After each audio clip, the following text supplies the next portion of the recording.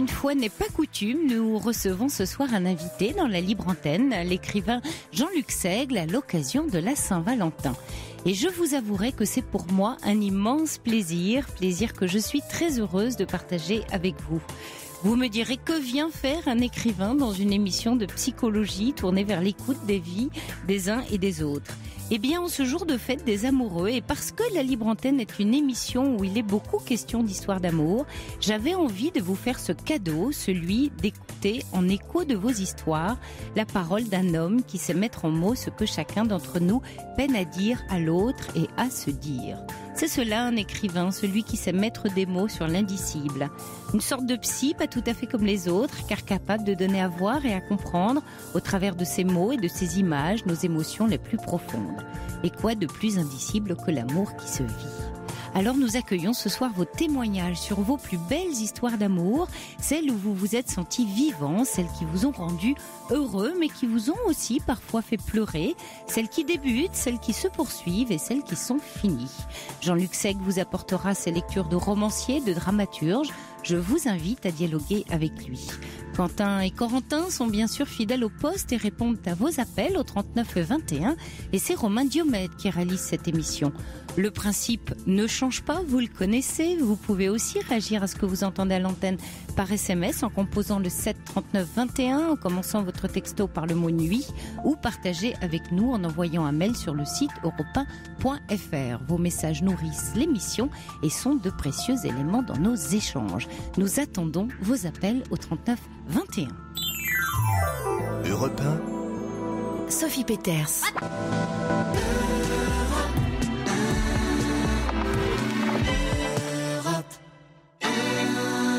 Bonsoir Jean-Luc Seigle. Bonsoir.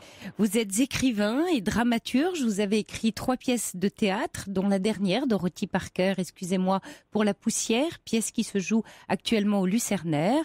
Elle met en scène en quelques tableaux la fin de vie de Dorothy Parker, femme écrivain, passionnée et hyper moderne de l'Amérique des années 50, amoureuse lucide et extra-lucide. Et puis vous avez aussi publié 5 romans, dont les 2 derniers sont En vieillissant, les hommes pleurent, en 2012, et Je vous écris dans le noir en 2014.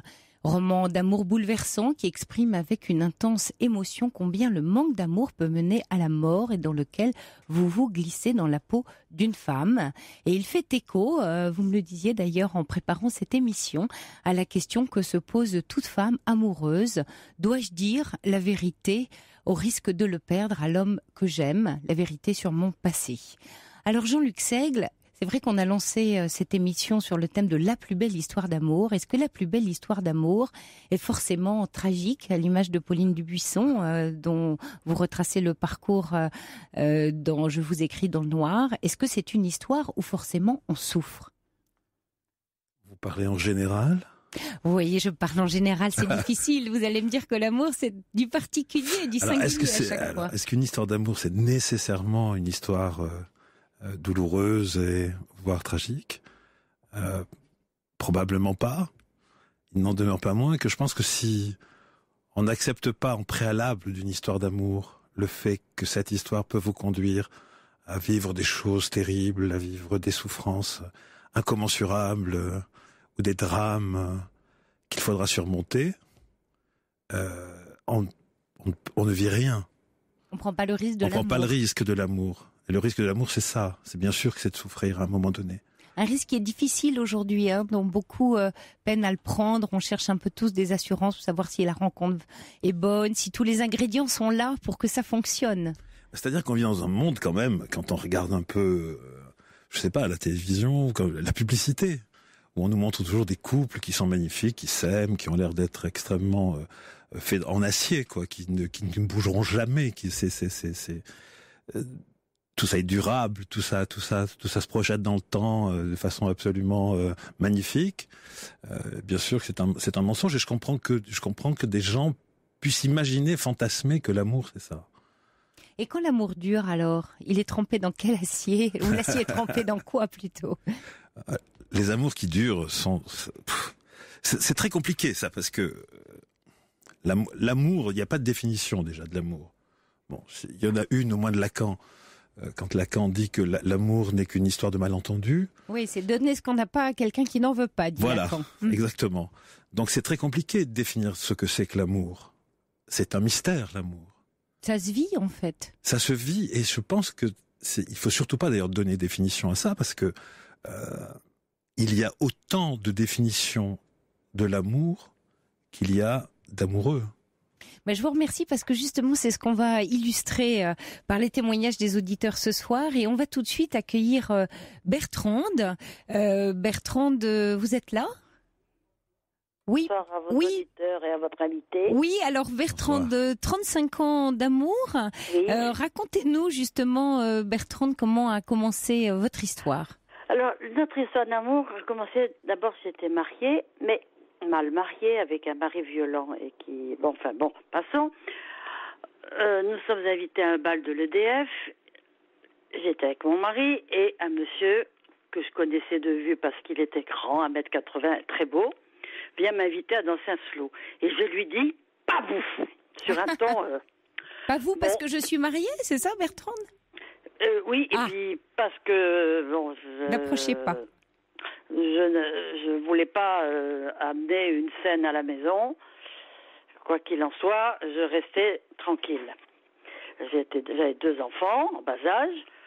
Et alors le pavot est sorti, pareil qu'il était très vexé. Donc, ça s'est terminé comme ça. Quelques mois après, au bout de 10 ans de mariage et de femmes battues à l'époque, ça se disait pas, mais enfin bon, j'ai dit stop. Et fin septembre, on s'est séparés. Première semaine d'octobre, j'ai réuni des amis dans un petit café, dans un petit village qui était la petite réunion de tous nos amis. Et je dis, écoutez, voilà, samedi prochain, je fais une petite fête. J'ai besoin de quelqu'un pour tirer les meubles parce que je veux retapisser, je veux tout changer. Et je vois quelqu'un qui me dit, et moi je peux venir ?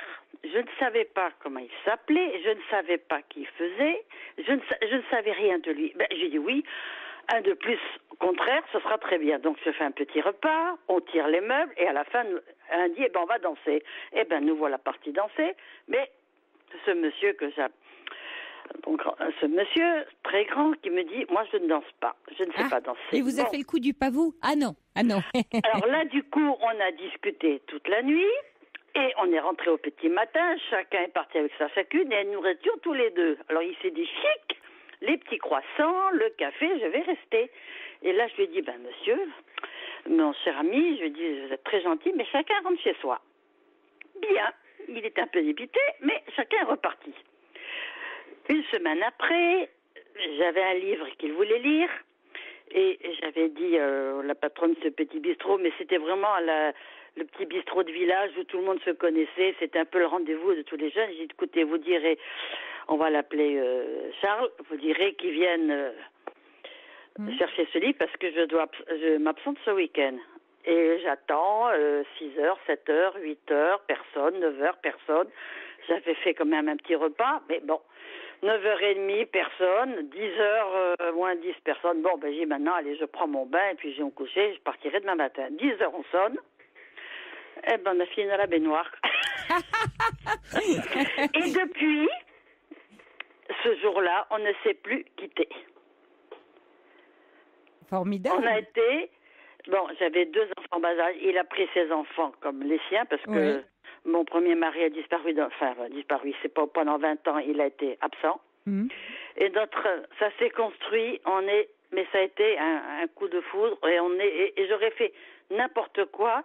Et j'ai même fait arrêter un train dans une gare. Alors, il paraît, c'est ce que m'a dit Corentin. Racontez-nous, comment ça vous savez faire arrêter un train ? Donc, nous étions notre anniversaire de D'abord, première que je n'ai pas raconté à Corentin, parce que premier anniversaire de mariage, il était en déplacement en Algérie parce qu'il était dans les travaux publics. Il devait rentrer pour notre anniversaire de mariage, et là-bas, il ne voulait pas lui rendre son passeport, il ne voulait pas laisser rentrer. Moi, j'avais retenu un avion pour Paris, j'avais retenu un petit hôtel et un restaurant à Paris. Qu'est-ce que j'ai fait ? J'ai envoyé un télégramme disant malaise cardiaque, rentrée d'urgence. Et alors ? Donc, on l'a laissé venir. Mais bon, nous, on est partis la soirée à Paris. Donc, il est reparti. L'année d'après, rebelote, on refait notre anniversaire. Je dois le rejoindre à Draguignan où il était sur un chantier. Il me dit, on se retrouve à la gare à 8h. Bon, moi j'étais infirmière à l'époque, j'avais pris quelques jours de congé, je prends mon train et là on me dit, il y a 1h30 de retard, il n'y a pas de train. Mais alors je vais voir le chef de gare, je lui dis, comment il n'y a pas de train? Je lui dis, mais moi je vais être à Draguignan. Ah, j'ai mon homme qui m'attend, oui. Mais il me dit, je lui dis, le prévient, il n'y avait pas de portage, je ne sais pas où le prévient. Il me dit, quel était dans son hôtel? Je dis, non, il est sur un chantier, il a pris un autre hôtel. Je lui dis, moi, s'il ne s'arrête pas là, je tire signal d'alarme. Elle me dit, c'est interdit. Elle dit, je le ferai quand même. Alors, elle me dit, écoutez, prenez le train pour Toulouse, on verra bien. Nous, voilà, dis pas que le train pour Toulouse a encore 1 heure de retard. Donc, je retourne voir le chef de gare de Toulouse, qui me dit, écoutez, prenez le train pour Marseille, on verra bien là-bas, je vais voir, mais il s'arrête à Vintimille. J'y croyais pas que je vais aller à Vintimille. J'ai dit, moi, aux Arcs, parce que c'était Draguignan, les Arcs, je tire le signal d'alarme, et me dit, mais ma petite dame, ça se fait pas. Je dis, mais ça se fait. Je dis, mais vous risquez gros. Je dis, non, vous inquiétez pas, je risquerai rien du tout. En tant qu'infirmière, simuler une crise, je sais faire. donc vous montez dans ce fameux train, le train de Marseille, et voilà, il pas encore 1 heure de retard. Et me voilà à Marseille, toute seule, à minuit, sur un quai de gare. Et là, monsieur très gentil s'approche, il me dit, voilà, je fais partie de l'armée, voilà, vous allez me garder ma valise, et puis moi, je monte dans le train, je vous garde une place. Je dis, taratata, je dis, votre valise, vous la gardez, moi, je garde ma valise, je suis capable de me trouver une place. La seule chose que j'ai à faire, c'est m'indiquer la gare avant les Draguignans. Le reste, me dit, mais vous comprenez, il s'arrête pas là, mais vous descendrez plus à la gare d'après. Ma femme attend, j'ai dit, non, il n'en est pas question. Moi, je m'arrête aux Arcs, mon mari m'attend aux Arcs, et je veux y être ce soir. Il n'en est pas question. Et il était déjà minuit, hein? Oui. Et qui devait être drôlement inquiet, votre homme, pendant ce temps-là. Alors, mon mari, pendant ce temps-là, on l'appelle à la gare, on a dit, on demande monsieur Untel, et monsieur Untel, il y en a des milliers dans le sud-ouest. Il me dit, c'est pas moi, et puis on l'appelle par son prénom, il dit oui. Alors, chef de gare dit, mais votre femme, elle est journaliste, elle est du gouvernement, elle est une personnalité. Mon mari dit non, c'est madame tout le monde. Il se dit, qu'est-ce qu'elle a encore fait?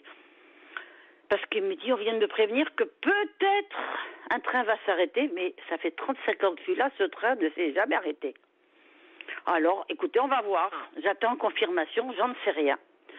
Moi, je monte dans le train, je me place près du signal d'alarme, comme à l'époque, et puis je dis à la personne, vous m'avertissez, si le train ne ralentit pas à l'entrée des panneaux, je tire.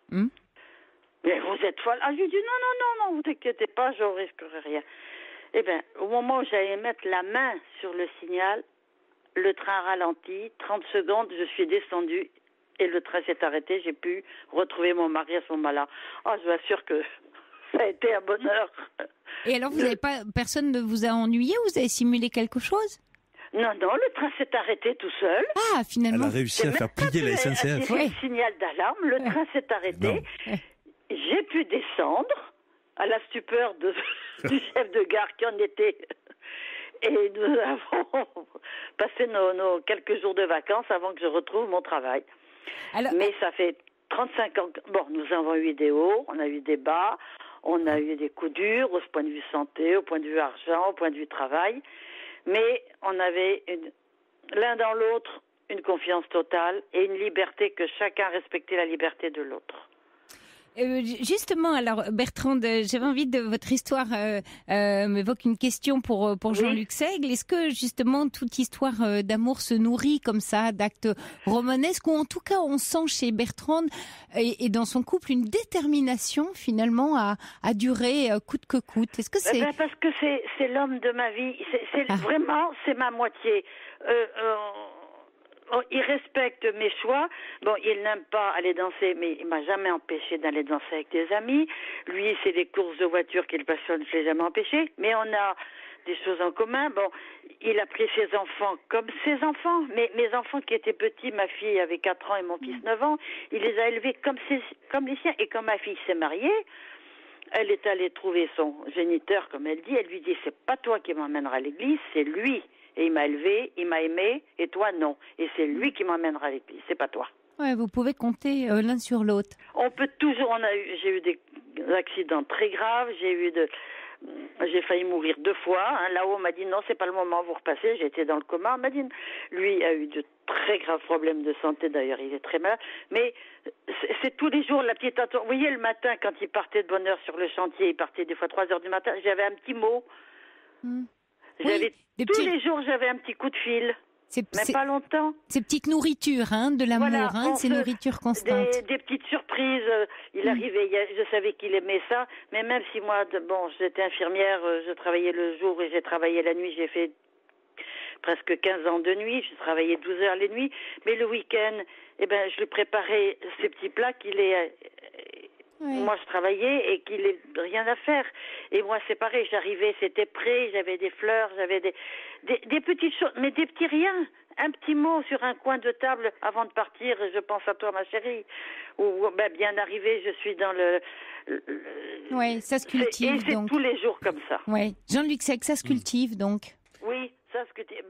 Oui, ça se cultive. On va laisser répondre Jean-Luc Sec, Bertrande. Oui. Bien sûr que ça se cultive, mais... c'est comme... il y a d'autres choses dans la vie. Il n'y a pas nécessairement que cet amour qui peut se cultiver. L'amitié, c'est la même chose. C'est vrai. C'est-à-dire qu'à un moment donné, aimer, quelle que soit la dimension de cet amour, nécessite un effort. On ne peut pas aimer sans effort. C'est-à-dire que aimer, c'est du boulot. C'est l'intention, c'est ce que dit Bertrande, des petites intentions. Ce sont des intentions, c'est la capacité à se dépasser soi-même pour comprendre l'autre. C'est aussi la capacité qu'on peut avoir à inventer des nouvelles choses pour rendre la vie plus surprenante, pour avancer, pour pas stagner. C'est pour ça que je dis c'est un travail. L'amour, c'est un travail. C'est pas une chose qui est donnée et qui vous est après. Et après, c'est un blanc-seing pour être vitaminé. Ça se construit. Ça s'invente. Ça s'invente. Oui. Et même en amour, c'est l'amour du couple elle-même, les relations amoureuses, c'est de l'invention, c'est de la fantaisie à chaque fois. Il y a sans routine, c'est des surprises inattendues. Vous avez dit un mot important, Bertrande, vous avez parlé de fantaisie. Oui. Et pourtant, c'est vrai qu'on a toujours cette image, n'est-ce pas, Jean-Luc, d'amour un peu lourd, un peu douloureux, quelque chose qui fait souffrir. Et pourtant, là où il est nourrissant, c'est quand il est fantaisiste, finalement. C'est là qu'il est le plus nourrissant. Bien sûr, mais l'idée de l'amour qui est douloureux est une idée à la fois romantique et qui appartient beaucoup à la jeunesse. Ah, donc il y a des âges de la vie Bien dans sûr. l'amour. Moi, je vois les choses comme ça. Aimer, la façon dont j'ai pu aimer à 20 ans et la façon dont je peux aimer aujourd'hui est différente. Mais pour autant, elle demande malgré tout un véritable engagement, à chaque fois, à chaque instant, à chaque seconde, de soi et de l'autre. Parce que ça ne marche pas dans un seul sens. Ça ne marche pas dans un seul sens. Oui, c'est ce qu'on sent dans votre histoire. Bien sûr. Merci. Oui, ça marche dans les deux sens, Bertrande. Et j'entends tellement d'histoires navrantes de couples qui se séparent pour un oui, pour un non, pour une bagatelle. Ça me fait mal au cœur parce que j'ai dit, avec un peu de bonne volonté de chaque fois, on pourrait être heureux. Même si on a des coups de gueule, s'il y a des coups durs, Bon, moi, un jour, j'ai passé la vaisselle par la fenêtre, parce que ça m'agaçait. Oui, mais alors là, vous voyez, Bertrande, vous abordez une question effectivement très d'actualité et toujours délicate. C'est, on disait dans le temps, mettre un peu d'eau dans son vin. C'est ce que disait ma mère ou ma grand-mère. On parle de faire des concessions. Mais non, c'est pas des concessions. Alors, qu'est-ce que c'est ? C'est s'accepter tel qu'on est soi-même, sans vouloir changer l'autre. On ne le change pas, on l'accepte. Bon, on s'arrange, mais on ne changera pas complètement quelqu'un. Ce qui veut dire que l'amour nous rend philosophes. Voilà. Et nous rend sages, donc. Nous rend sages, normalement. Ça a été... et ça dure toujours. Vous voyez, je vais avoir 70 ans. Et vous avez fait quelque chose de particulier aujourd'hui, Bertrande, tous les deux ? Oui, on est... Racontez-nous. Ils m'ont offert un petit repas au restaurant. J'ai eu ma rose au petit déjeuner. Oui. Et puis, moi, il y avait une petite enveloppe avec, comme on va déménager à la fin du mois, avec les clés de la nouvelle maison, avec les clés de mon cœur. Ah, avec les clés de votre cœur. De votre cœur à tous les deux. Longue vie à votre amour, Bertrande, et merci Bertrande. Merci de l'avoir partagé avec nous. Merci de toutes vos émissions que j'écoute attentivement depuis 2001, où j'ai eu malheureusement un grave accident de voiture où j'ai une fracture de la colonne vertébrale. J'ai été des mois allongée. Et la nuit, quand je ne pouvais pas dormir, j'écoutais votre émission et ça m'a beaucoup aidé quelquefois. Ouais, oui, c'est aussi une émission où on se tient chaud au cœur, la Libre Antenne, et où on est dans l'amour. Exactement. On est dans l'amour. Merci à vous, Bertrande, je vous embrasse. Et merci à vous. Bonne soirée. Et je continue à vous écouter. Merci. Merci à vous. Bonsoir. Au revoir. Pour dialoguer avec Sophie Peters, envoyez le mot nuit, suivi de votre message au 7 39 21. 65 centimes plus coût d'un SMS. Bonsoir Dominique. Bonsoir Sophie, bonsoir Jean-Luc. Quelle voix. Alors vous avez fait votre déclaration à une jolie Polonaise, m'a-t-on dit. Non, pas du tout, pas une Polonaise, je vous dirai après. Ah, elle habite Kiev. Happy Valentine. Ah, Happy Valentine. Non, elle habite Kiev, mais donc on apprend qu'elle n'est pas polonaise, c'est ça. Kiev, ce n'est pas en Pologne. Ah oui, vous avez. C'est en Ukraine. C'est en Ukraine, oui. Pourquoi ils m'ont dit Pologne? Vous voyez comment sont mes notes, oui. Alors racontez-nous, oui. J'anime chaque mercredi soir une émission sur une radio en Suisse romande qui diffuse ses programmes sur plusieurs supports, dont Internet. Sur ma page Facebook, je reçois une demande d'amis d'une dame que je vois qu'elle a une 60aine d'amis en commun. J'accepte sa demande. En discutant avec cette personne par clavier interposé, elle me dit qu'elle m'écoute sur Internet dans son pays. Elle parle et écrit le français. Elle me dit qu'elle a vécu 4 ans à Genève et qu'elle a suivi des cours pour apprendre le français. Depuis octobre, nous nous écrivons régulièrement, échangeons des photos. Petit à petit, nous ressentons mutuellement que quelque chose est en train de se passer entre nous.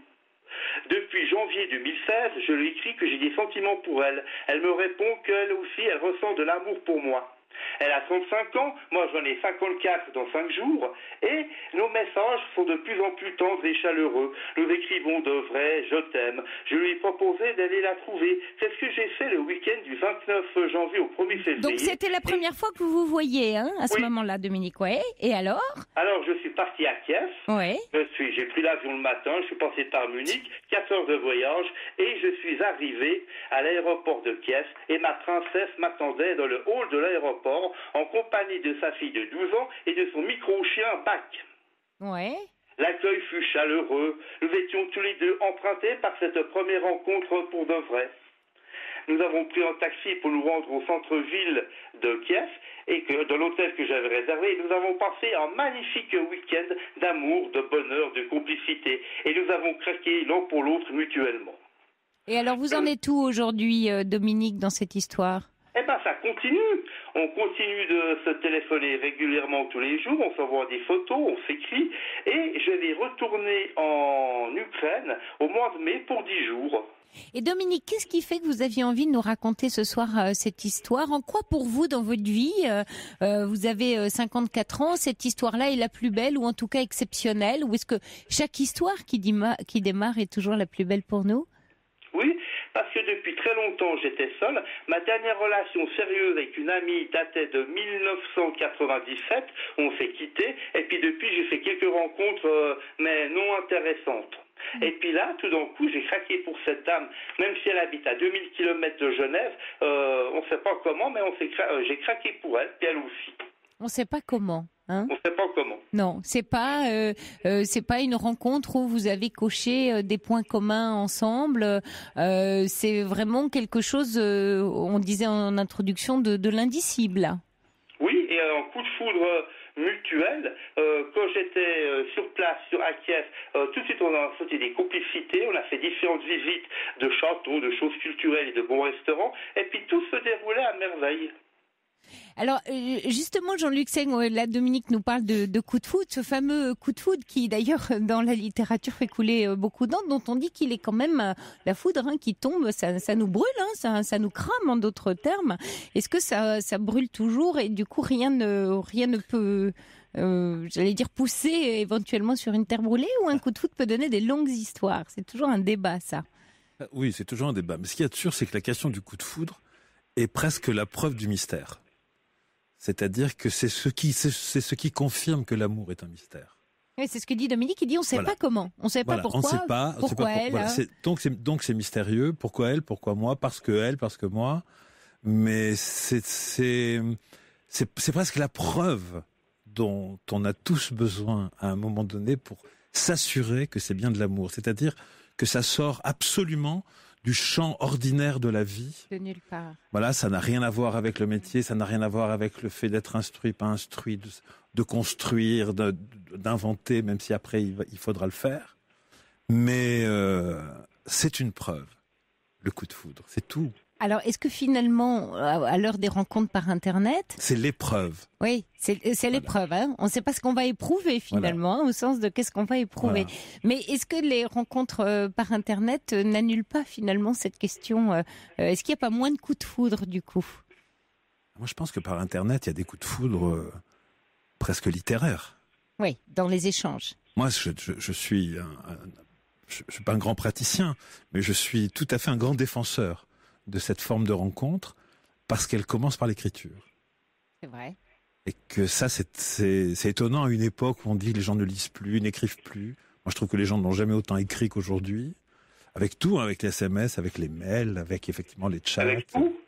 On s'écrit avec tout. Voilà, ouais. En fait, Dominique, vous avez justement ce rapport à l'écriture dans votre histoire d'amour avec 2000 km de distance. Oui. Là, on s'écrit bien sûr tous les jours. Et puis, ce qui lui a plu, c'est bizarre, elle a entendu ma voix sur cette radio suisse, et ça lui a plu. Et ça lui a plu.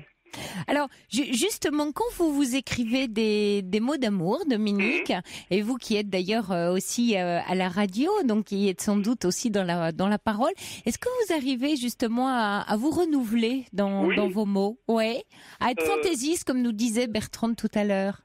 J'essaie de ne pas mettre des mots trop compliqués ou des phrases trop difficiles parce qu'il y a certains mots, elle ne comprend pas le sens. Ah, parce que... Alors, je mets des mots assez simples et tout. Je lui écris « Je t'aime, tu es le soleil de ma vie ». Je me réjouis de te rencontrer au mois de mai, des choses comme ça. Mais j'écris assez simplement. Et puis, elle me répond aussi... au début, je vais un peu traduire ce qu'elle m'écrivait parce qu'elle écrivait des fois des mots phonétiquement. Alors justement, c'est intéressant quand vous parlez de mots d'amour, Dominique, parce que je me retourne vers Jean-Luc Seigle et dans votre dernier roman, Je vous écris dans le noir, page 36 très précisément, parce que le passage m'a marqué, vous écrivez « La pauvreté du vocabulaire en matière artistique est à peu près la même que dans le domaine amoureux qui se réduit lui aussi à peu d'expressions. Je t'aime, tu me manques, tu es ma vie, je ne peux vivre sans toi. » Alors comment se fait-il, Jean-Luc Seigle, que nous trouvions tant de mots quand l'amour est douloureux et si peu lorsqu'il est heureux? On est pauvre finalement. Oui, mais parce que justement, alors je vais avoir l'impression de me répéter, mais c'est parce que c'est indicible, justement, et si l'amour a tant occupé le champ littéraire depuis très longtemps, hein, depuis la carte du tendre, c'est que justement les écrivains ont cette capacité ou cette volonté de dire, c'est ça le paradoxe. Mais c'est aussi une sorte de défi, c'est de dire avec des mots ce qui ne se dit pas avec des mots. Donc, on ne peut pas se contenter de dire j'aime, puisque nous savons bien qu'il y a 10 millions de façons d'aimer, et il faut trouver dans cette histoire-là, dans ce moment-là, dans cette narration, par où ça passe, de quoi c'est fabriqué, comment ça se forme, comment ça se déforme, et c'est c'est ce qui explique toute une grande partie de l'histoire littéraire. Donc la souffrance, elle est beaucoup plus. La souffrance est souvent liée à la colère. Elle dit l'amour en creux, enfin le mal d'amour. Voilà, elle dit l'amour en creux, mais c'est parce qu'il y a la colère qui domine la souffrance et qui fait qu'on peut la crier, la souffrance. La colère est toujours quelque chose qui préside beaucoup à l'écriture. En général. Mais donc, dans la vie, quand on n'est pas un écrivain, il faut effectivement passer peut-être par ce cap de la souffrance pour atteindre cet état de colère qui va vous faire crier, donc vous faire parler, donc vous faire écrire aussi. Et on n'est jamais autant écrivain que là, de façon pour tout le monde. Hein. Mais ça ne veut pas dire qu'on est un écrivain pour autant. Alors justement, il y a Valette Cœur qui dit l'amour devrait-il être définissable et s'il l'était, est-ce que ce serait sa magie? Le vivre pleinement est la seule façon de lui donner corps jour après jour. Je crois que vous partagez ce point de vue. Ah oui, tout à fait. Tout à fait. Oui. Je vois pas comment on peut faire autrement d'ailleurs, parce que tout à l'heure on parlait avec Bertrand d'inventer. L'amour est une invention en plus, c'est un fantasme. Donc il faut inventer aussi, il faut l'inventer, le réinventer sans arrêt. C'est un travail, il faut le remettre sur l'établi tous les jours et se reposer des questions et regarder l'autre, ne jamais perdre l'autre de vue. Mais ça exige, l'amour exige des choses de nous qu'on n'imaginerait pas être capable, ni de faire, ni de dire, ni de donner. C'est ça qui est intéressant dans l'amour. C'est quand l'amour vous transforme. C'est quand elle est capable de vous faire dire, penser, croire des choses que vous n'auriez jamais dites, jamais crues, jamais pensées avant. C'est-à-dire qu'elle transforme votre regard sur le monde. Si l'amour ne vous transforme pas votre regard sur le monde, il sert à rien.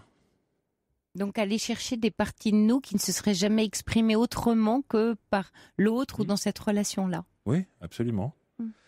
Et ça oblige sûrement à des choses... Moi, j'ai toujours peur de faire des généralités avec ces questions parce que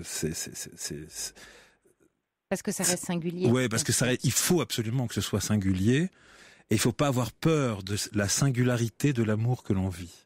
Beaucoup de gens ont peur quand ils sentent que ça sort du cadre de ce qu'on leur a raconté, de ce que le cinéma leur a dit, etc. Ils se posent des questions, ils se disent est-ce que c'est bien normal que je ressente ça ou que je vive ça? Alors qu'on devrait se dire, puisque je vis quelque chose qui n'est pas la norme, c'est donc quelque chose qui mérite absolument d'être vécu. C'est juste. C'est juste, oui. Merci Jean-Luc Sec, parce qu'effectivement, je pense que vous faites beaucoup de bien aux auditeurs qui nous entendent et qui souvent s'inquiètent de cette norme qu'on voit un peu partout et qui nous est proposée. Merci à vous, Dominique. Merci. Je vais juste vous dire que ce matin, je lui ai envoyé un arrangement floral magnifique et j'ai reçu des beaux et des gentils mots doux de ma princesse aux yeux de l'amour. Magnifique. Belle Saint-Valentin à vous, Dominique, et merci de nous avoir appelés dans la Libre Antenne. À bientôt. Merci, au revoir. Toutes vos confidences à Sophie Peters au 3921. Au 3921. 50 centimes la minute plus coût de l'appel. Bonsoir Sandrine. Bonsoir Sophie, excusez-moi, je suis très très émue et très stressée en fait. Oui, parce qu'alors vous avez décidé ce soir, à travers votre témoignage, de faire une déclaration d'amour justement à votre mari, en tout cas de lui rendre hommage à tout ce que vous vivez. Ce que je vous ai... Voilà, avec tout ce que je vis, oui. Oui, ça fait 15 ans d'un amour très fort. Nous nous sommes rencontrés donc en 2001 grâce à un ami. Et moi, j'étais en voyage quand il m'a appelée. Je suis rentrée de voyage, il est venu me chercher à la gare et on a eu un coup de foudre tous les deux parce qu'on ne se connaissait pas. Moi, je l'avais vu une ou deux fois, lui aussi, et j'ai dit à notre ami en commun, oui, j'ai bien vu quelqu'un, et donc il nous a mis en relation. Et donc ça a été coup de foudre pour lui et pour moi. Sachant que nous avons 17 ans de différence. Alors, qui a 17 ans de plus ou 17 ans de moins? Alors, moi, j'ai 43 ans et mon mari va avoir 60 ans à la fin de l'année. Oui. Donc, voilà. Donc, il m'apporte plein de choses. Sachant que moi, je suis malade, je suis bipolaire. Donc, pour quelqu'un qui n'est pas malade, c'est très dur de vivre, vous pouvez peut-être le comprendre, très dur de vivre avec quelqu'un de bipolaire. Mais on passe au-dessus de tout ça, il est toujours là, toujours présent, toujours positif, que de la positivité qu'il me donne. Jamais il m'a lâché. Quand on a découvert ma bipolarité, il m'a dit, au bout de 2 mois, il m'a dit, tu viens vivre avec moi, ça marchera ou ça cassera. Ça a marché et au bout de 8 ans, on s'est mariés.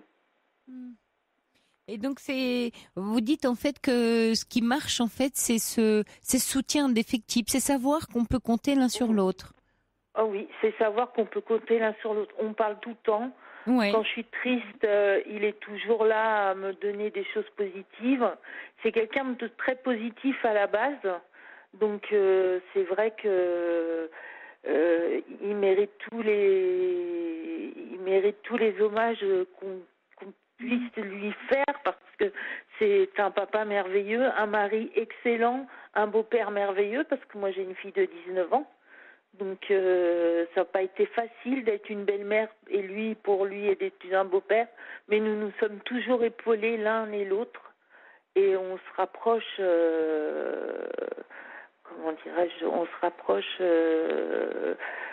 on n'a pas besoin de parler souvent.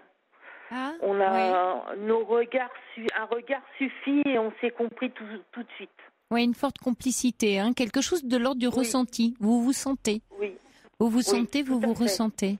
Alors, justement, avec Jean-Luc Seigle, en préparant cette émission, on regardait ensemble, alors on va tout vous dire, la petite vidéo de patinage artistique que j'ai postée sur la page Facebook de la Libre Antenne du week-end, et on était tous les deux très émus en la regardant comme allégorie du couple. Et vous m'avez dit, Jean-Luc, ben voilà, ça c'est un couple qui sait se soutenir.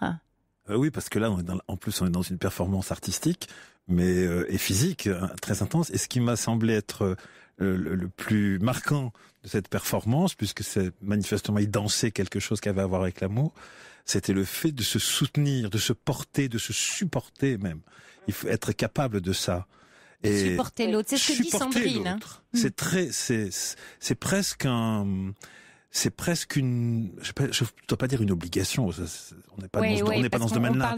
C'est le devoir pour le meilleur et pour le pire. Mais si on ne peut pas supporter la défaillance de l'autre qu'on aime, ou sa faiblesse, ou sa folie, ou de n'importe quoi, alors c'est très compliqué de parler d'amour. C'est comme les défauts. Je vous disais tout à l'heure quand on préparait l'émission. Je vous disais que quand j'étais jeune, j'avais dit à ma mère, je venais de rencontrer une jeune femme qui est devenue ma femme après. J'avais 19 ans, je lui ai dit, elle est magnifique, elle est belle, elle est somptueuse, elle est intelligente, voilà. Et ma mère était de glace absolue, et elle m'a juste regardé et elle m'a dit, mon pauvre ami, le jour où tu seras capable d'aimer quelqu'un parce que il est faible, parce que il va pas bien, parce que c'est un menteur, parce que c'est un faible, ou je sais pas quoi, là tu pourras peut-être parler d'amour. Mais tant qu'on n'est pas capable d'aimer les défauts ou les manques des autres, alors on peut pas parler d'amour. C'était la plus grande leçon que j'ai reçue dans ma vie. Oui, Sandrine. Oui, je disais, c'est vrai. Je suis d'accord avec le monsieur. Jean-Luc. Jean-Luc, avec Jean-Luc, pardon. Je suis tout à fait d'accord dans la mesure où c'est vrai que je suis souvent partie en hôpital parce que ça va pas bien, et il est toujours là, il quitte son boulot, il vient me voir, il me téléphone quand je suis à la maison toute seule. Là je suis plâtrée en ce moment, j'ai pas de chance, mais il me téléphone de son boulot 2 fois par jour, ça va ma chérie, ça se passe bien, qu'est-ce que tu fais, enfin voilà, il est très aux petits soins, malgré, je vais vous faire un petit peu rire, qu'il soit macho quand même.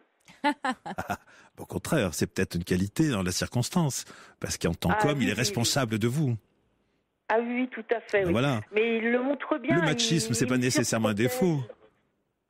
Ah non, c'est pas un défaut, mais c'est vrai qu'il est. Là, on sent l'homme qui défend son territoire. Ouais. Je plaisante. Voilà, c'est ça. Oui. Mais c'est vrai qu'il me surprotège beaucoup. Des fois, je lui dis, non, ne me surprotège pas, mais c'est vrai que moi, je lui rends hommage parce que, franchement, de vivre tout ce qu'il a vécu, tout ce qu'on a vécu depuis 15 ans, la maladie, c'est difficile. Je vais souvent en hôpital de psychiatrie, il est toujours là. Il a aidé ma fille, il est toujours là. C'est un père pour ma fille aussi, malgré qu'il l'ait élevé qu'à partir de l'âge de 8 ans. Vraiment, c'est un homme formidable, quoi. Sandrine, je peux vous poser une question ? Oui. Quand vous parlez de votre mari, vous dites qu'il est extraordinaire, qu'il est formidable. C'est-à-dire que vous voyez ce qu'il fait pour vous. La seule question que j'ai à vous poser, est-ce que ce qu'il fait pour vous, est-ce que ça vous fait du bien et est-ce que ça vous aide, vous ? Est-ce que vous pourriez imaginer ce que vous seriez s'il n'était pas là ?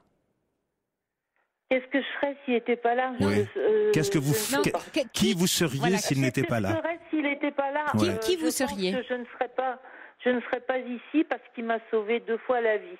Alors voilà, donc c'est ça, je pense que le plus beau cadeau que vous puissiez lui faire, c'est de lui dire qu'il vous sauve. Oui, mais il le sait et déjà. Pas juste de lui dire qu'il est extraordinaire. Ah ouais, alors en même temps, radio, là, il doit être ému.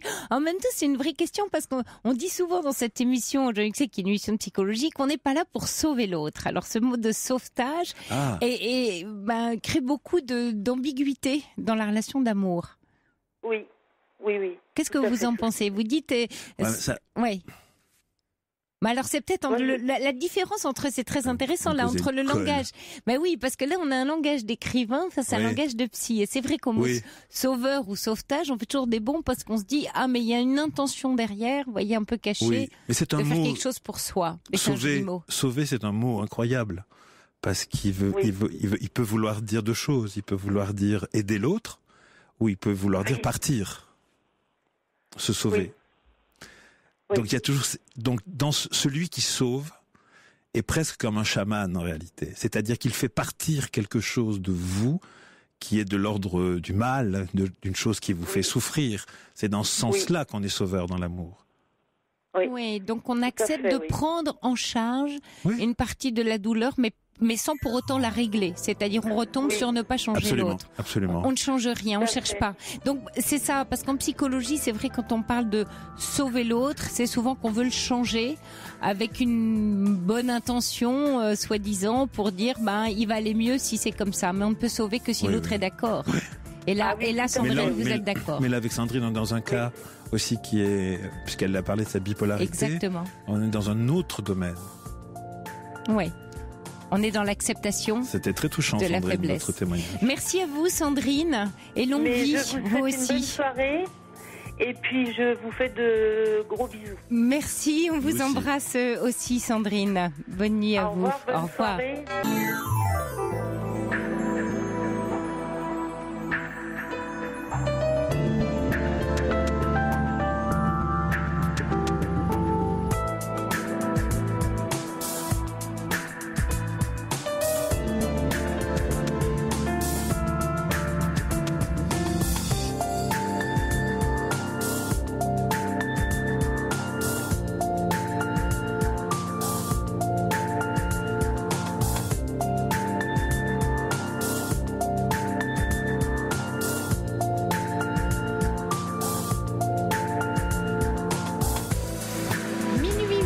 C'est la libre antenne qui se poursuit pendant encore une heure en direct et avec vous autour du thème de vos plus belles histoires d'amour. Avec nous, l'écrivain Jean-Luc Seigle qui nous fait le plaisir d'être là ce soir avec nous dans le studio d'Europe 1, écrivain et dramaturge, auteur de 3 pièces de théâtre et de 4 romans. Et il s'est admirablement glissé dans la peau des femmes en épousant leur passion. Nous accueillons ce soir vos témoignages sur vos plus belles histoires d'amour, celles où vous vous êtes sentis vivants, celles qui vous ont rendu heureux, mais qui vous ont aussi parfois fait pleurer, celles qui débutent, celles qui se poursuivent et celles qui sont finies. Jean-Luc Seigle vous apporte sa lecture de romancier, de dramaturge. Je vous invite à dialoguer avec lui. Quentin et Corentin sont bien sûr fidèles au poste et répondent à vos appels au 39 21 et c'est Romain Diomet qui réalise cette émission. Et le principe, vous le savez, de l'émission ne change pas. Vous pouvez réagir à ce que vous entendez à l'antenne par SMS en composant le 7 39 21 en commençant votre texto par le mot nuit. Nous attendons vos appels au 39 21. Europe 1. Sophie Peters. Bonsoir Alice. Oui, bonsoir Sophie, bonsoir Jean-Luc. Bonsoir. Voilà, moi j'ai rencontré un homme par erreur. Ça commence très bien. Ah oui, surtout que j'avais 35 ans, j'étais divorcée, je me méfiais des hommes parce que j'avais été une femme battue, et donc je me méfiais énormément des hommes. Et un jour, je reçois un appel téléphonique, un numéro de téléphone que je ne connaissais pas, et j'ai répondu, allô, bonjour, et j'ai eu une voix, un homme, c'était un chanteur en fait, guitariste, chanteur, il avait une voix, tout de suite j'ai craqué en fait. Et il m'a dit bonjour, et il m'a demandé qui j'étais. Moi, je dis qui cherchez-vous et il me demandait une amie en fait, et moi je lui ai dit non, c'est une erreur, et j'allais raccrocher. Et il me dit mais non, si vous avez quelques minutes, on peut continuer à se parler. Et en fait, on s'est parlé pendant 2 heures. 2 heures, et moi j'étais un peu mal à l'aise, mais j'adorais sa voix quoi. Et à la fin des 2 heures, c'était en pleine nuit, il me dit est-ce que je peux vous rappeler demain vers 22h, 23h. Moi, mes enfants étaient couchés, donc je pouvais. Et ça a duré comme ça pendant 2 ans et demi sans se voir. Ah, 2 ans et demi sans se voir. 2 ans et demi, et moi, il m'appelait le matin pour me réveiller. Moi, je l'appelais le soir. Oui, donc déjà une relation de couple, d'une certaine manière, un rituel. Ouais. Ah oui, c'était assez étonnant, quoi. Et je me sentais bien.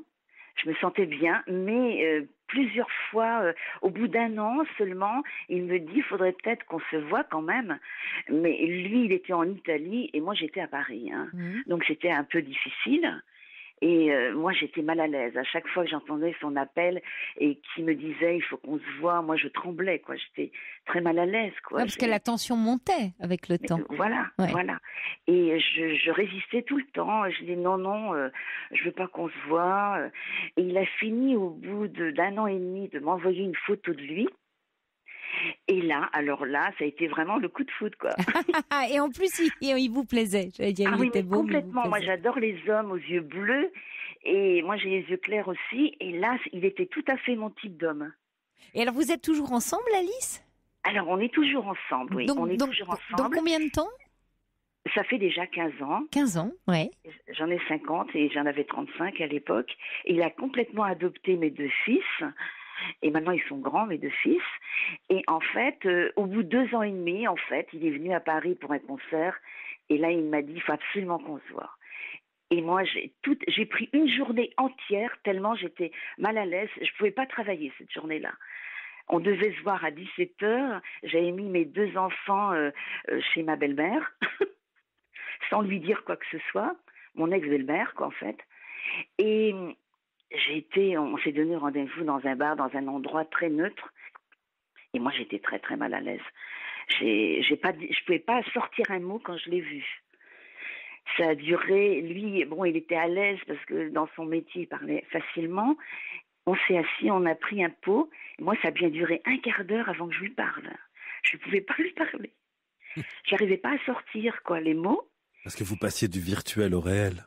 Ah oui, mais c'est très dur parce qu'en fait, on s'est dit des choses très, très intimes pendant 2 ans et demi. On a fini par se dire des choses.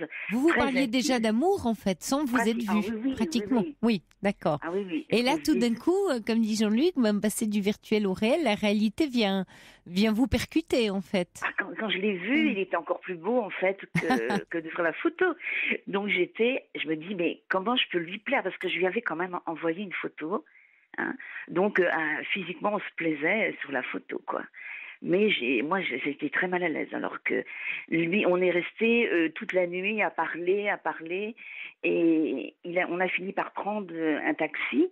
Il m'a reconduit, mais il n'est pas resté chez moi. Moi je voulais pas. Parce que j'avais l'impression que c'était la première fois. Alors, oui, c'est ça. Pas la première nuit, oui, d'accord. Et oui, qu'on se parlait depuis 2 ans et demi, pratiquement, des choses très, très intimes. En fait, c'est intéressant, Alice, parce que, en fait, c'est comme si vous aviez fait un parcours ensemble, puis recommencé un nouveau parcours. Qu'est-ce que vous en pensez, Jean-Luc? Qu'est-ce que ça vous évoque? Parce qu'on dirait une histoire de roman, ça. Presque. Oui. Ah oui, c'est étonnant. Oui. Ça m'évoque aussi beaucoup ce que peuvent vivre aujourd'hui les jeunes gens avec Internet.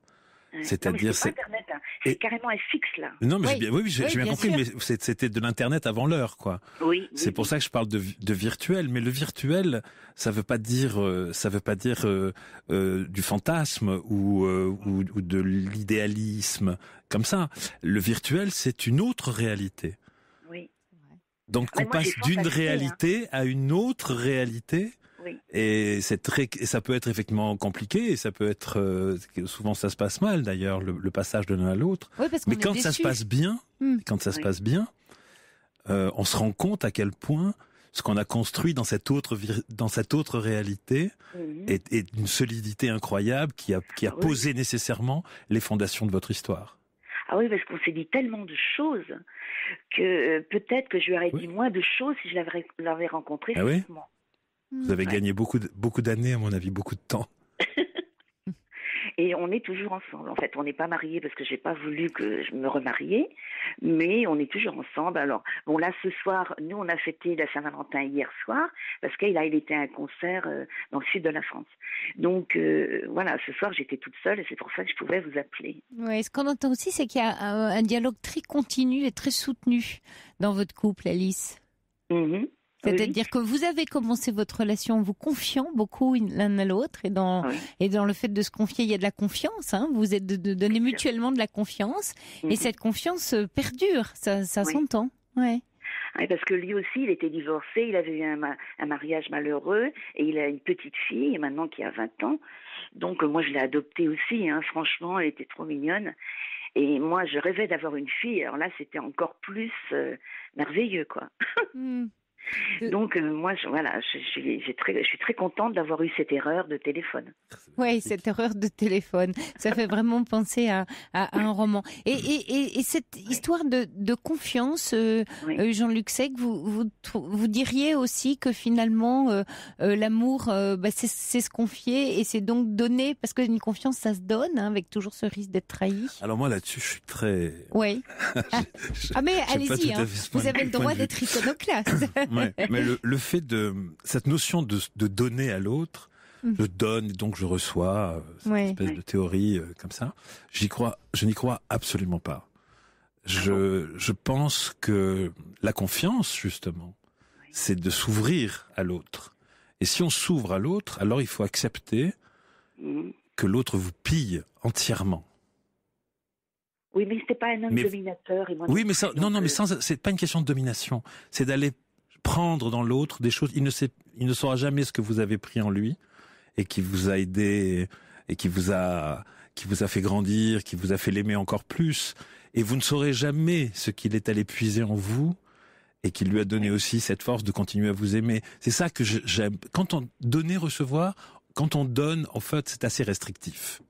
On sait ce qu'on donne. Voilà. Oui. On donne un truc, mais en fait, pour pas donner l'essentiel. Mais moi, j'ai même été un petit peu plus loin parce que c'était un homme qui était quand même assez stressé. Et dans notre langage, dans nos conversations la nuit, pendant les 2 ans et demi, il me dit, moi j'adore me relaxer, j'adore être massé, enfin vous voyez. Ouais. Et j'ai pris des cours de massage pour le masser le jour où je le verrai. Ah voilà. Ça a duré presque 1 an. Et là, j'étais vraiment formée. Vraiment le former à masser. Et là, après, quand je lui ai pas dit, j'en ai fait la surprise, en fait. Ouais. Donc, oui, vous lui en avez fait la surprise, 48 heures après. Donc vous l'avez laissé, un peu comme ce que dit finalement Jean-Luc Seigle, vous l'avez laissé, on va reprendre ce mot piller qui vient de prendre, c'est-à-dire que au travers de ce qu'on pourrait dire c'est un don, en fait vous l'avez accueilli. Vous l'avez accueilli dans ce qu'il aimait. Oui. Voilà. Vous avez entendu quelque chose, vous en êtes emparé, vous avez fait ce qu'il fallait de votre côté, c'est-à-dire que vous avez pris ses cours, etc. Et puis vous lui avez fait cette surprise, c'est-à-dire de répondre chez lui à une attente qu'il n'imaginait même pas d'ailleurs. Vous étiez capable de la lui faire. Donc c'est ça, c'est l'exemple basique. Mais... J'en ai fait cadeau, quoi. Ouais, voilà. Mais il faut... moi je pense que l'amour c'est quelque chose... Ouais, c'est pas une question en fait de prix. Des choses qu'on achète ou pas, peu importe. Oh non, surtout pas. Surtout pas. Et ça peut être commercial, mais c'est pas spécialement un bouquet de fleurs. Ça peut être un tout petit truc de rien du tout qui plaît à l'autre, quoi. Et de se trouver. D'ailleurs, on dit souvent dans la langue française, se trouver, c'est aussi trouver quelque chose chez l'autre. Il y a une chasse au trésor, finalement. Fait, oui. Il y a une notion de chasse au trésor. Il a été très étonné, en fait. 3 jours après, on a quand même passé la nuit ensemble. Et là, je lui ai dit que j'avais appris à masser et que je pouvais le masser. Il était extrêmement fatigué, en fait, parce qu'il avait eu un concert juste avant. Et là, il s'est endormi sous mes mains. On n'a rien pu faire. Magnifique première nuit. C'était le retour de bâton. On n'a rien pu faire. Il s'est endormi sous mes mains. Mais est-ce qu'il y a quelque chose qui peut être... c'est quand même très beau de s'endormir sous les mains d'une femme. Oui. Aussi. Et moi, je me suis endormie. Quand je l'ai vu s'endormir, je me suis couchée aussi. Voilà. C'est le lendemain matin seulement qu'on s'est découvert. Merci Alice pour votre très très beau témoignage que vous nous avez partagé ce soir. Merci. Moi, je vous écoute tous les soirs, ainsi que votre collègue. Et quelquefois, moi, c'est vrai que je préfère quand même des petites soirées sympathiques comme ça, par les Saint-Valentin. Autrement, c'est tellement triste quelquefois. Oh, vous savez, c'est la vertu de cette émission, c'est qu'elle accueille tous les sujets et toutes les histoires. Tant mieux, ça me fait très plaisir. Je vous embrasse, Alice. Moi aussi. Avec votre musicien. Votre musicien. Au revoir. Au revoir. Europe 1. Sophie Peters. Toutes vos confidences à Sophie Peters au 3921. Au 3921. 50 centimes la minute plus coût de l'appel. Alors Jean-Luc Seigle, Véronique Sanson chantait justement là dans Amoureuse qu'on vient d'écouter. Je ne suis pas sûre, ou j'ai peur du lendemain quand je suis loin de lui. Finalement, c'est ça aussi. Est-ce que la distance ou le fait de pas se voir, de pas se parler, est toujours dans cette inquiétude? C'est pas ce qu'on a entendu d'ailleurs jusqu'à présent dans les témoignages des auditeurs, d'histoires assez solides et assez sûres. Et pourtant, est-ce qu'être amoureux, c'est pas toujours cette inquiétude qu'un jour ça se termine, cette espèce de cours de raid? Et est-ce que d'ailleurs ça se termine? Alors, il y a plusieurs questions là en une. Oui, c'est ma spécialité. Je vais répondre à la dernière. Est-ce que ça se termine l'amour? Non, bien sûr que non. Un amour, enfin, je ne crois pas qu'un véritable amour se termine. Il peut se transformer, mais il ne peut pas finir. Il n'y a pas de fin dans une grande histoire d'amour. Quand on a aimé quelqu'un, en fait, on l'aime toute sa vie, même si la relation est finie. Bien sûr, ça n'a rien à voir. Il y a la question du désir, c'est autre chose. Mais la question de l'amour, en général, le problème, c'est que souvent, quand un couple se sépare, parce qu'il n'y a plus de désir, ou il y a, je sais pas, voilà, que les chemins se séparent, on jette tout. On jette l'amour, on jette les enfants, on balance tout.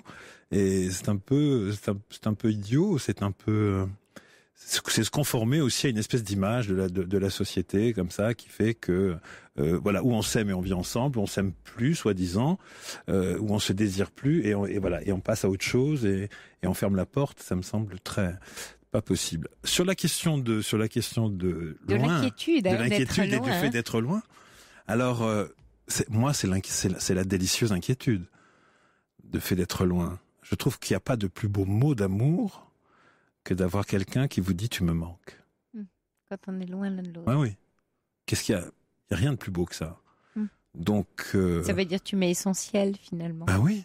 Ça veut dire que la vie sans toi est moins intéressante. Ça veut dire, voilà. Donc, voilà. Moi, j'aime beaucoup l'idée que l'autre me manque ou de manquer à l'autre. C'est-à-dire je trouve que c'est très important dans des grandes histoires d'amour, pour qu'elles durent, c'est aussi de se laisser du lest, du large, qu'on puisse aussi partir, peut-être vivre d'autres choses d'ailleurs. Mais d'avoir de l'espace. Finalement, un feu de cheminée ne brûle que parce qu'il y a de l'air. Oui. Donc l'amour, c'est ça aussi. Exactement. C'est mettre un peu d'air entre les bûches pour que le feu flambe mieux. Et tout à l'heure, vous parliez de confiance et de confidence. Mais la confiance, c'est aussi là qu'on peut presque la sentir, la toucher.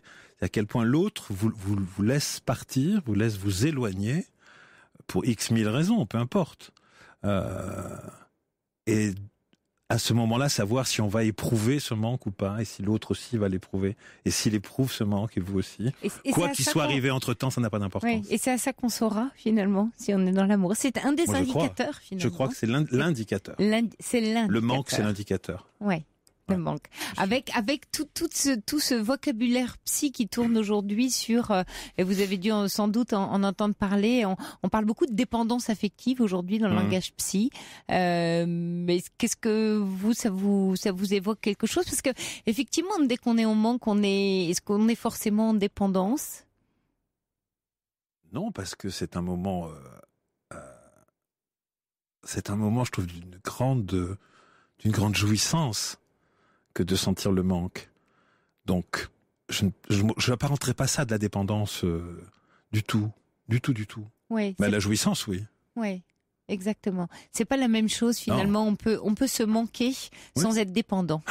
Et de faire la différence, et souvent on la fait pas. Bonsoir Olivier, on va accueillir Olivier maintenant. Vous êtes là?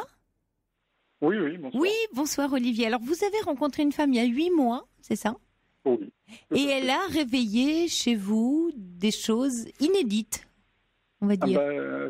Complètement. Là, je vous appelle depuis mon appart-atelier. Oui. Ou atelier-appart. Oui. Je ne sais pas comment vous décrire. Je vous appelle au milieu d'une étoile. Et c'est quelqu'un qui a révélé en moi, je dirais, une fibre artistique qui était existante, parce que j'aime le dessin, à la base. Et là, au niveau peinture, j'ai explosé il y a 8 mois. Donc, c'est un amour qui m'a transporté et où j'explore des territoires jusqu'alors inconnus de moi. J'ai pas pris de cours, j'ai pas pris de... Voilà, j'ai rien appris, je fais partie d'aucune école de peinture.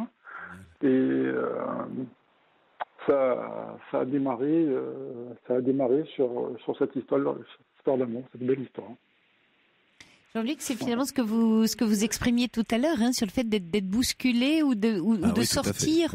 Complètement. C'est-à-dire que quand une histoire d'amour, tout à l'heure j'ai dit effectivement que ça avait pour vertu de nous obliger à penser autrement et à croire des choses auxquelles on ne croyait pas, etc. J'ai pas dit, et j'ai oublié de dire que c'était aussi quelque chose qui avait pour fonction de nous révéler à nous-mêmes.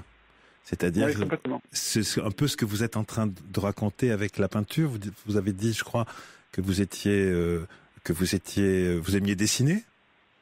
Et que vous ne saviez pas au fond ce que c'était, ce que vous portiez en vous. Et cette histoire d'amour a révélé ça. Révéler, c'est l'étymologie du mot apocalypse.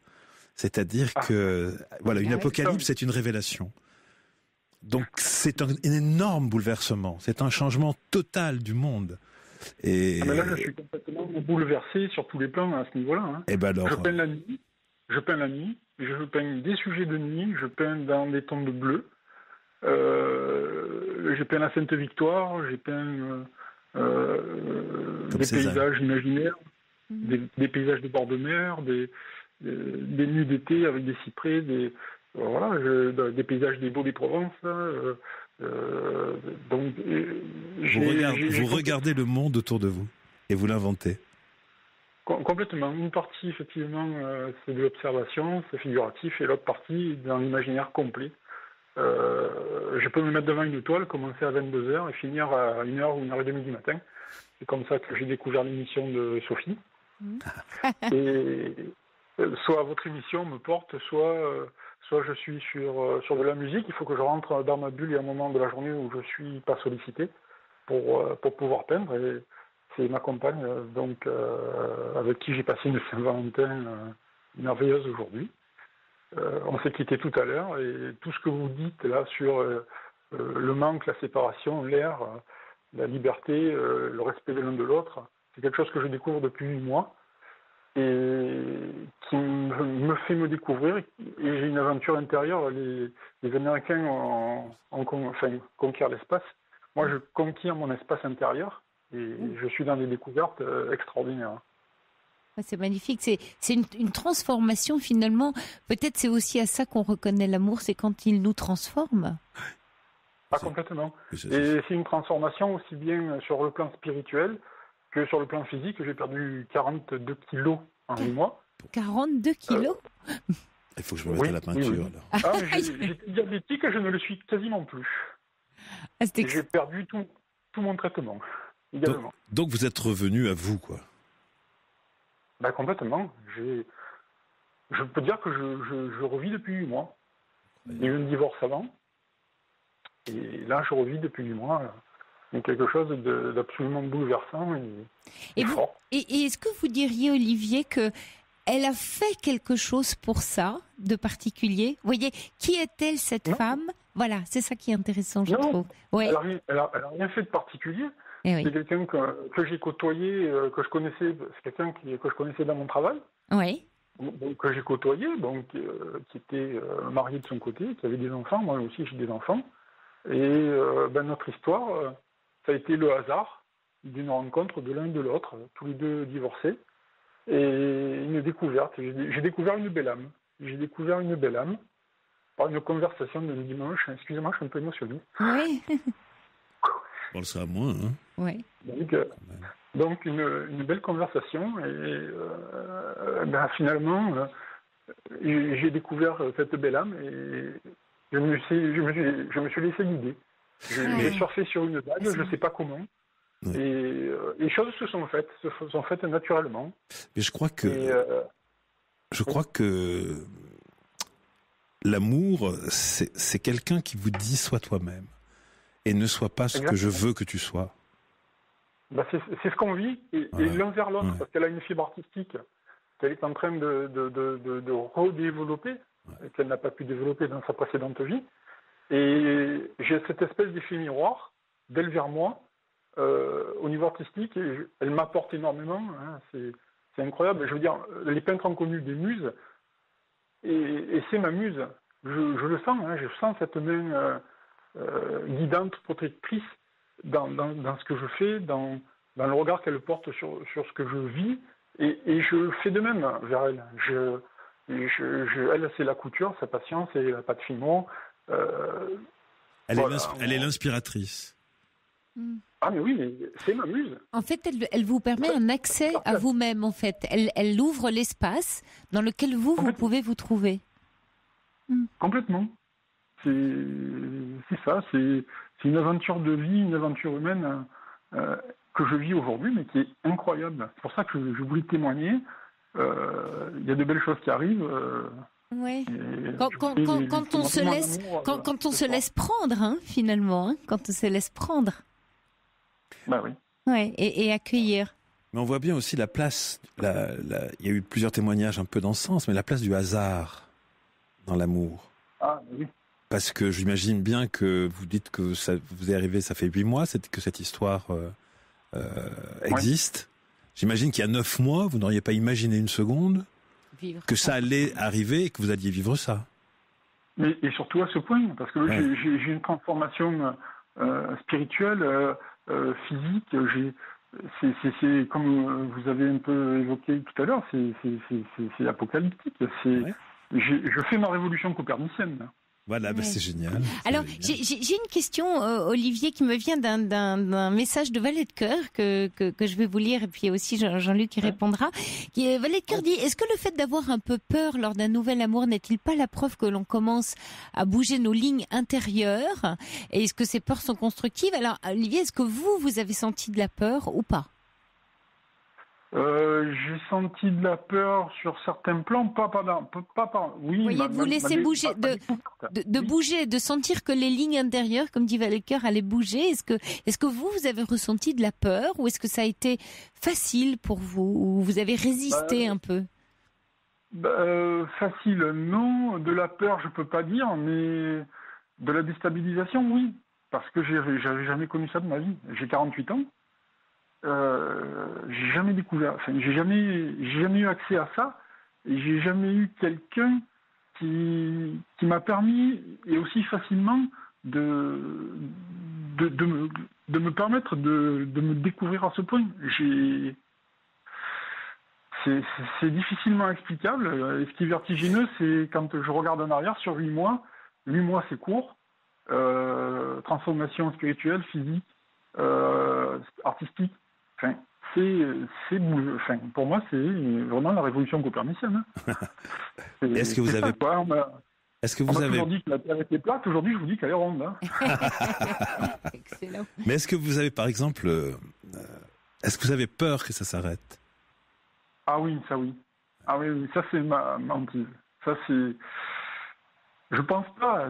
Foncièrement, je pense pas. Mais c'est vrai que ce que je vis aujourd'hui, avec des remises en cause sur des croyances, sur des certitudes, mais qui étaient fausses, ça aussi, je suis en train de le vivre. C'est vertigineux et ça fait peur. Oui, ça fait peur. C'est clair. C'est normal. C'est normal, dit Jean-Luc. Alors, est-ce qu'il y a un moment donné, alors je ne sais pas, au-delà d'un certain temps, ou justement quand la confiance s'établit, on le retrouve dans l'histoire d'Alice ou de Bertrand de tout à l'heure, où justement cette peur laisse place à une certaine forme de certitude, peut-être à tort, j'en sais rien, de dire, on est parti pour toujours. Et d'un coup, on bascule de l'un vers l'autre. La certitude d'être parti pour toujours, vu ce qui m'est arrivé en si peu de temps, ça... Vous avez envie d'y croire? Oui. Moi, je suis là-dedans à 200, à 2000%.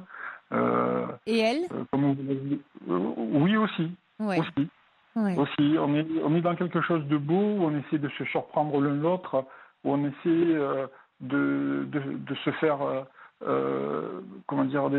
des surprises qui amènent l'étincelle de l'amour, mais tous les jours on est dans cette recherche de ne pas tomber dans de la routine, de ne pas tomber dans des éléments lourds et pesants, on est dans des choses légères.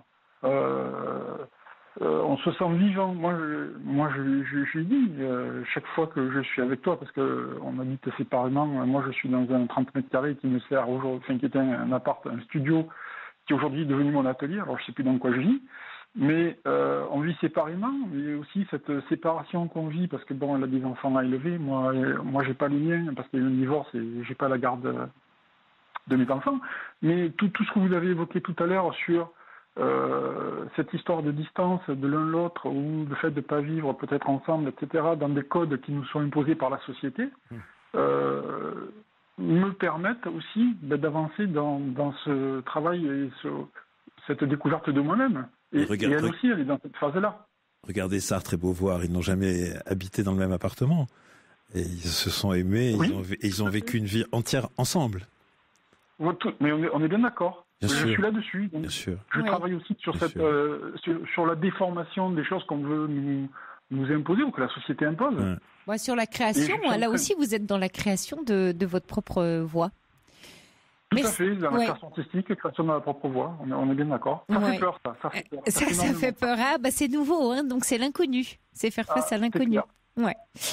Merci beaucoup Olivier. Il y a Anne qui vous envoie un message qui dit il a rencontré ce qu'on appelle son âme sœur, quelle chance, beaucoup de bonheur à eux deux. Véronique aussi qui dit quelle chance à Olivier, on aimerait tous connaître ça un jour. Et puis il y a Cathy, j'aime bien son message qui dit oui, il y en a qui ouvrent l'espace et d'autres qui prennent notre espace. Il faut s'en aller très vite. Ouais, il faut s'en aller très vite, comme dit Jean-Luc. C'est ça qu'on retiendra aussi de votre témoignage. Merci beaucoup, Olivier. Et longue vie à votre amour en création. Merci beaucoup. Au revoir, Olivier. Au revoir. Pour dialoguer avec Sophie Petters, envoyez le mot nuit, suivi de votre message au 7 39 21. 65 centimes plus coût d'un SMS.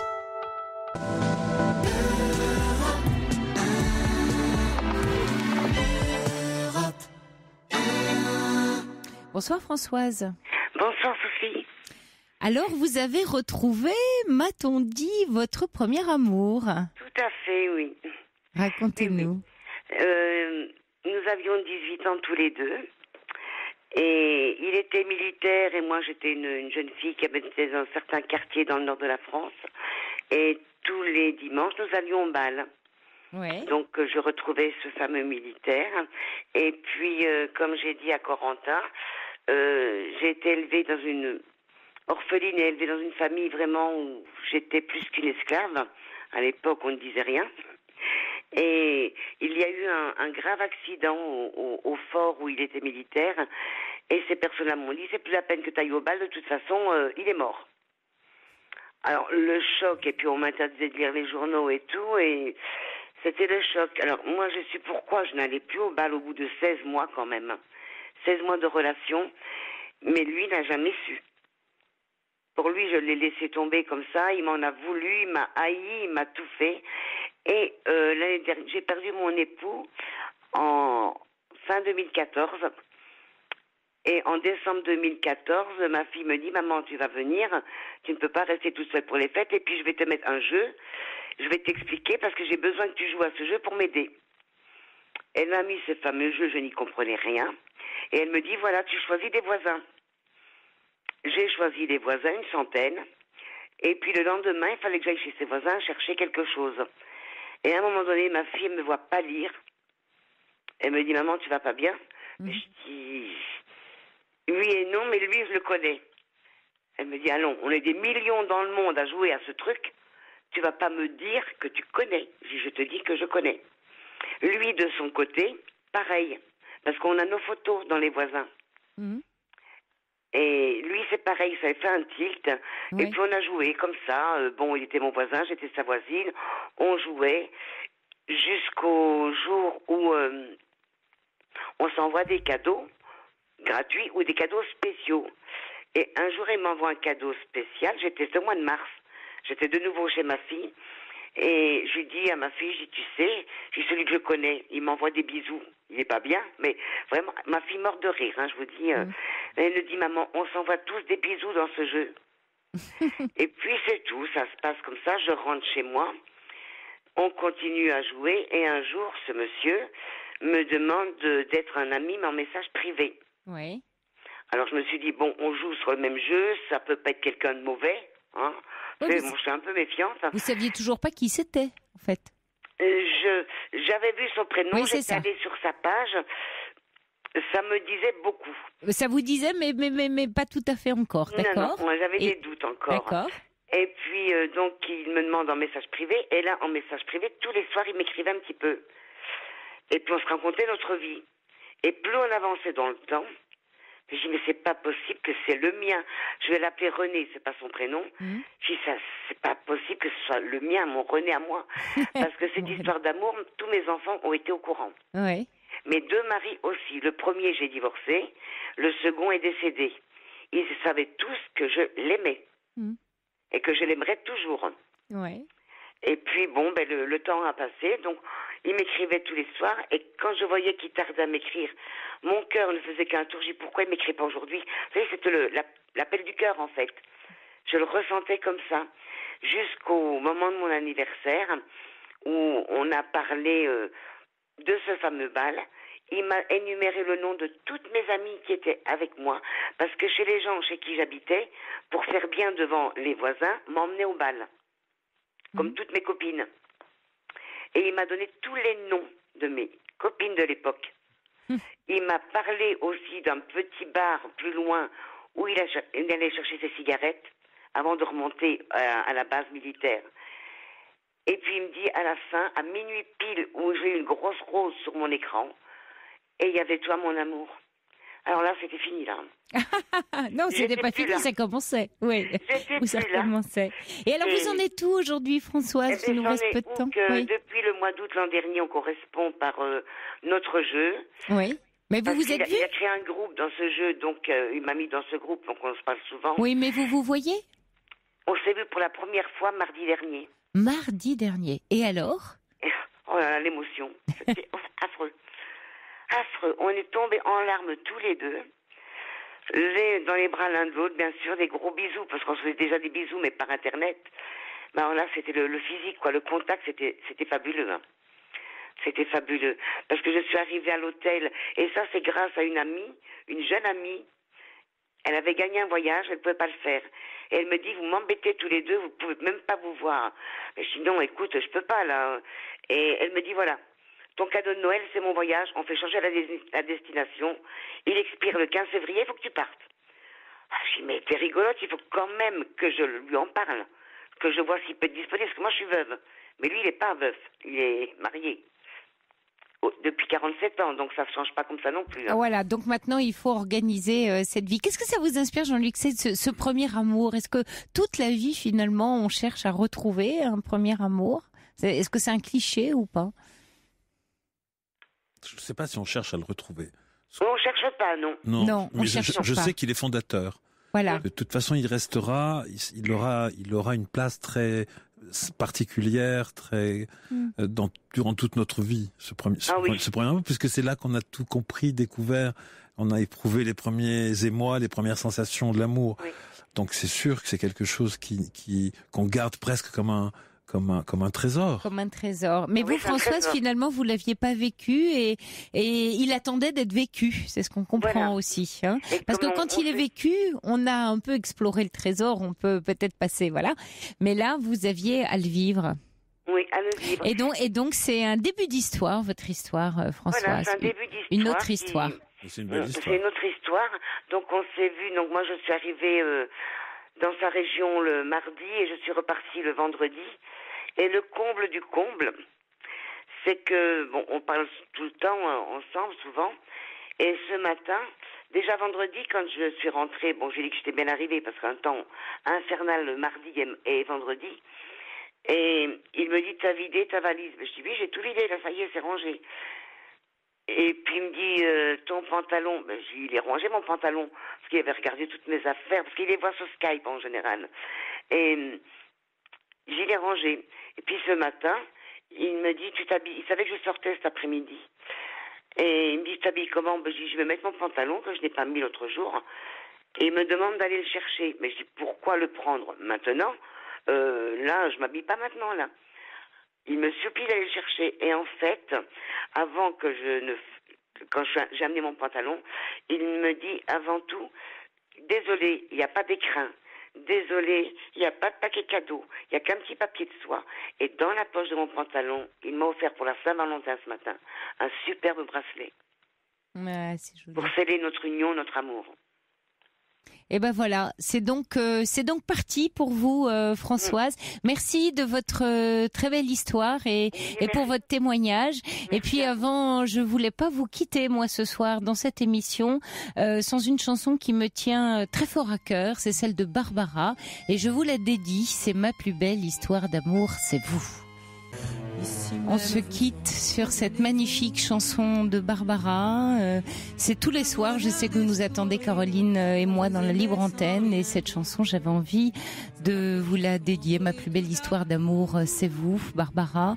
Merci à vous, Jean-Luc, de nous avoir accompagnés tout au long de cette émission avec votre regard, vos mots et tout ce que vous avez mis sur la parole des auditeurs. Un bon moment et j'ai trouvé ces histoires toutes très émouvantes. Merci à vous. Il est 1h du matin, vous écoutez Europe 1. Merci pour cette belle émission. À vendredi prochain, je vous laisse en compagnie de Sophie Larmoyer pour les Carnets du Monde. Et nous, on se retrouve bien entendu vendredi prochain, 23h. Passez une belle semaine en plein amour.